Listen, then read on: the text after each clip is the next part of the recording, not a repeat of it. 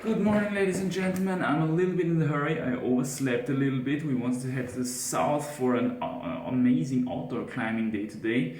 And for this purpose, I already prepared my breakfast during the workout meal and post workout meal. I want to shoot a little bit of a all I eat in a full day of outdoor climbing video or something like that. And at the end, I think we're gonna make a little bit of a nutrient analysis because I'm always preaching about nutrition, so now I want to show you how to practice that stuff actually. Alright, let me show you how I cook that stuff.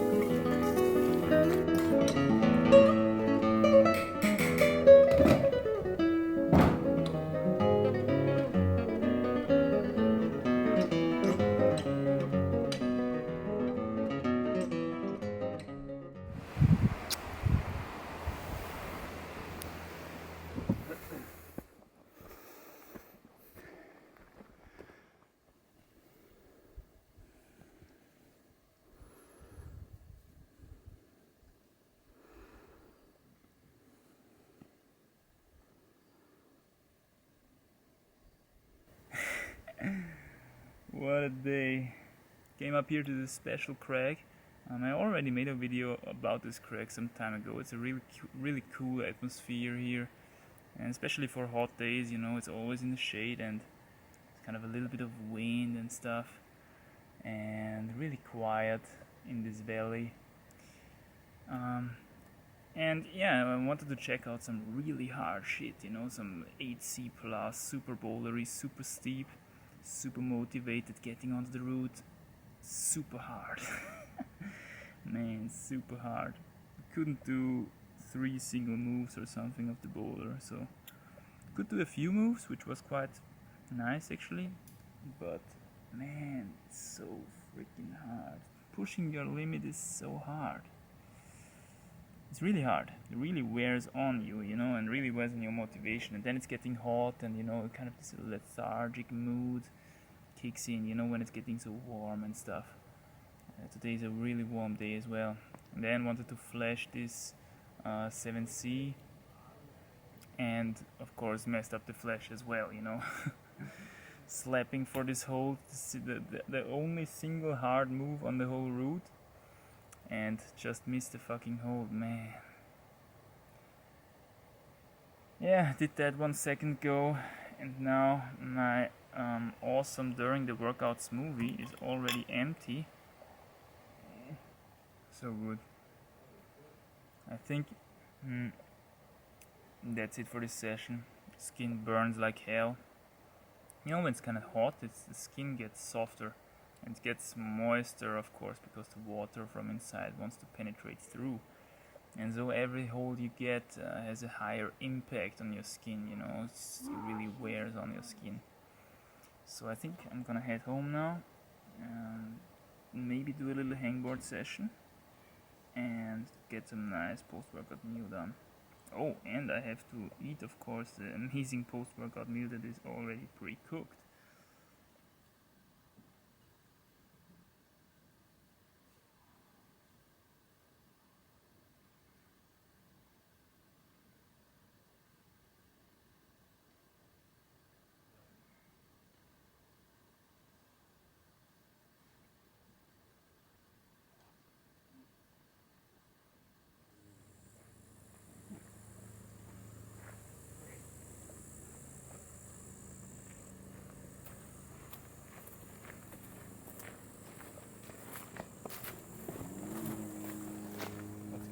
lagt 1 grad mer.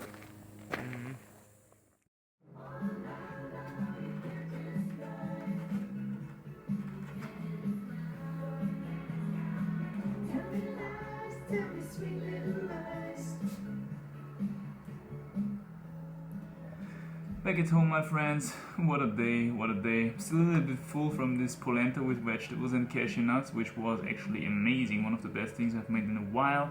Now I'm warming up for my hangboard session. In my backpack I've got 15 kilograms of bonus weight. It's gonna be a rather new challenge.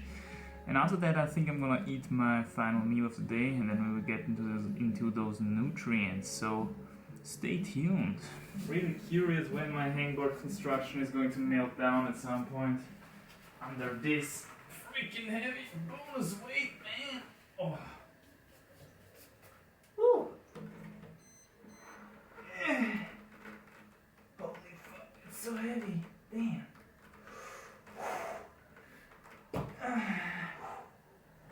Getting the weight down without destroying everything.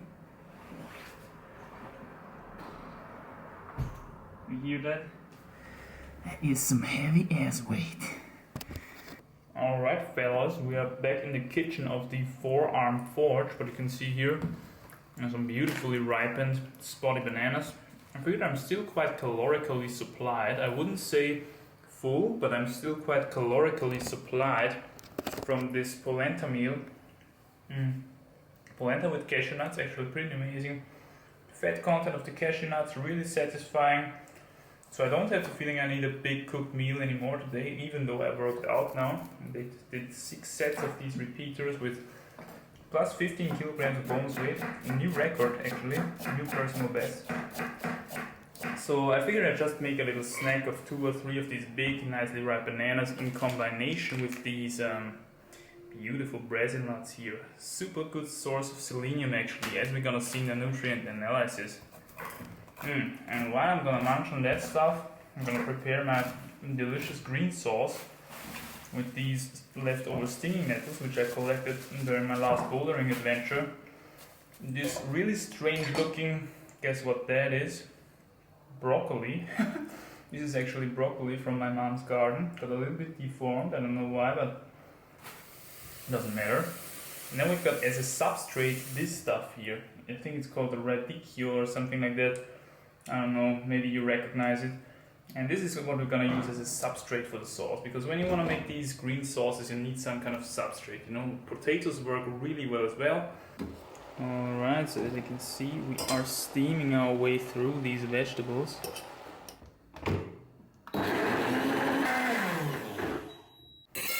Oh yes, there we go.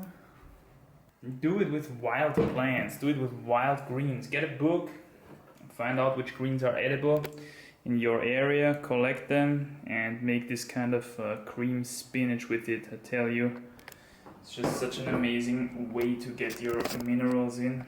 Alright, so let's get into this. As you can see, we've got here a list of all the things that I ate in a chronological order, more or less. At the top we've got the breakfast, somewhere in the middle we've got the lunch with the polenta, and down there the snacks, the banana snack with Brazil nuts and the green sauce. Now we've got a rough estimate of 2,700 calories consumed. All these values are of course rough estimates, not only because Chronometer is not 100% accurate, which is the program or the website rather that I'm using here, but also because I don't know really exactly how many grams I've used of each ingredient. I'm actually planning to get a kitchen scale to really kind of experiment around a bit with exact values, because it would always be interesting for me how closely I get with my estimates to the exact values. And as you can see, we've got 10% of my calories from protein, 17% of my calories from fat, and the residual 73 calories from carbohydrates. And here you can see some micronutrients. As you can see, I'm looking pretty good in the B12 department. This is because I took half a capsule of supplement, which is about 250 micrograms of B12. We're also looking pretty good in the vitamin A department, which is due to the polenta and carrots and stuff. So there we are pretty done as well. Vitamin A, pretty fat soluble, so you gotta eat a little bit of fat maybe alongside your vitamin A to also absorb that stuff. which we did because we threw some cashew nuts in there and the Brazil nuts. So what are the weaknesses here? A little bit of a weakness in the B, in the residual vitamin B department, B1, 2, 3, as you can see, especially B1, very important for your neurological functions. So yeah, maybe I'll track that for a couple of more days and see if I'm constantly under my needs there, below my needs. So then I will consider eating a little bit more whole grains maybe, or some nutritional yeast or something like that. This is all stuff which is really high in these B vitamins. And we are also a little bit weak in the vitamin E department. This is an antioxidant nutrient actually, which is often found in oils, for example. And I don't use oils a lot, so I'm not getting a lot of this stuff in probably, alongside with the nuts maybe a little bit. But without the oils, not so much. What is rich in vitamin E, for example, and not an oil, is mangoes. So the problem is, of course, here, if you're out of super ripe, super awesome mangoes in Austria, this stuff is hard to get and really expensive. So yeah, I'm gonna live with a little bit of a lower vitamin E level maybe. I think it's not so much of a problem. And here we can see the lipids, minerals, and proteins broken down. As you can see, the proteins looking really good, pretty nicely supplied here. And I guess it's also the hemp powder, the hemp protein powder, which helps me a little bit with that. When we take a quick look at the hemp powder alone, you can see that there's already a lot of the essential amino acids covered, and also 83 of the overall protein needs, so to say, is covered. And when we take a look at the minerals, everything looks pretty good, especially the selenium. Selenium, this is coming from the Brazil nuts, definitely. It's already one Brazil nut is enough to cover your selenium needs for one day. So that's a pretty nice source of selenium. And we're looking pretty good when it comes to the other minerals. Very low in sodium here because I don't use any additional table salt. So yeah, from time to time, if you're eating outside or you eat some processed stuff, you kind of meet these needs automatically, so to say. But we are a little bit low in calcium here. And I also want to point out that all of this calcium, the most of this calcium is actually coming from the stinging nettles. When we take a look at that, stinging nettles are really high in vitamin A, vitamin K, and calcium. Also manganese and phosphorus and stuff like that, iron as well, but the calcium as well. So as you can see, these leafy greens, kale, stinging nettles, that's the really awesome source of calcium in my opinion. So when you're looking for a plant-based solution for your calcium intake, leafy greens definitely the way to go. Moving on to the lipids, we've got quite a lot of fat intake that day due to those cashew nuts and Brazil nuts. And as you can see, we've got a lot more omega-6 than omega-3. This is actually not so ideal according to stuff that I read. You should you should have omega-3 to omega-6 ratio from 1:1 to 1:4 to 4:1, or I don't know, yeah, something along those lines. And here we've got quite a lot of more omega-6 than omega-3, so apparently that's not so ideal, I would say. But we are with both actually quite below the daily needs. So apparently cashew nuts and Brazil nuts are not that ideal when it comes to unsaturated, when it comes to polyunsaturated fatty acids. So maybe, because also as you can see, the saturated fats are quite solidly met, you know. So yeah, maybe I should consider getting some more seeds in, but I know on other days I get a lot of flax seeds in, and these bump up the omega-3 acids, for example, quite a lot. Finally, I want to say that you shouldn't get too hung up in tracking your vitamins and minerals and stuff every day. I don't do this every day either. I maybe do it once every 2 weeks or so because I'm curious. But you know, when the farmer goes by and pisses onto your food plant, already the nutrient composition is different. So it's really different. It's hard to track. You cannot obtain exact numbers with this method. You would have to analyze every single thing you eat in the lab, and that's of course impossible. So don't get too hung up in that stuff. Everything fluctuates a little bit. Over time it should balance itself out. And with that being said, I'd say I hope you enjoyed this little vlog here. And if you did, drop some likes and comments as always, and I think I'll see you in the next one. Bye.